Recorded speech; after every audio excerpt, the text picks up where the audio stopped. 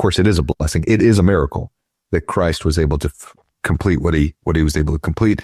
But I think even bigger than that, even more important than that, is this is the process that should actually instill confidence in us that this is the Father's plan.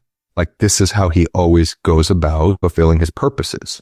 You know, and the fact that Messiah really is a title, it is an office that the Savior, it readily accepted and bore that mantle and completed his work as accepting that position. That's, that should actually give us more confidence in the Father. He knows what he's doing. He sees the beginning and the end all at once, because he's gone through this many, many times. So it's just kind of a deeper, more mature perspective.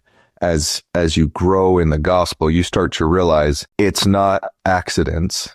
It's not just happy coincidences that these things have come together, that these are actually, this is actually foreordination, and that the plan was already really well scripted, and then you just had to go and execute on it. And that should actually instill more confidence in us that the Lord knows exactly what he's doing and what's going to happen in the end. Yeah, I believe there's two ways, right, to think about and to approach the gospel. One is the more standard approach, which is the very religious and visionary way of talking about and understanding and thinking about the gospel. And this is the standard approach that the church uses, whether it's in primary or in Come Follow Me, or in any of the church's material. It uses this very familiar religious visionary approach when speaking of things related to the gospel, which, and I'm not criticizing that at all. Like, that is one way, and that is that obviously it's the way that the brethren are instructed to preach the gospel, right? It is the way that makes the gospel accessible, and it is the way that we preach the gospel.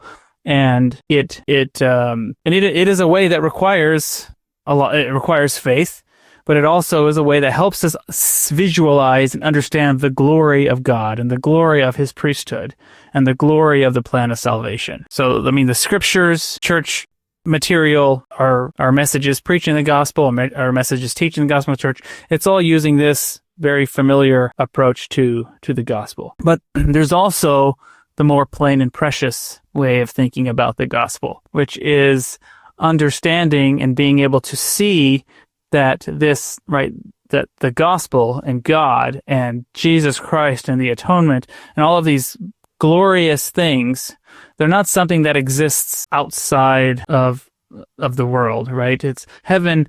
Like, instead of us viewing heaven as some faraway place that's not here, that God is off in the heavens, right? The plain and precious approach would say, actually, like, God is very much engaged in everything that we're doing. Like, the heaven, the celestial kingdom, can actually be seen right in front of us if you know how to identify it in plain and precious ways. And that's, hopefully that rambling I said made some kind of sense to somebody. But what I'm saying is that you can think about God as kind of this abstract sense of, okay, and God is this great, powerful being that's off in the heavens. But you can also think about God as the Messiah, right? As the anointed one who was here on earth and established a church and a priesthood order in which salvation is administered. Thank you for watching. If you found this content spiritually enlightening, please like, comment, and subscribe.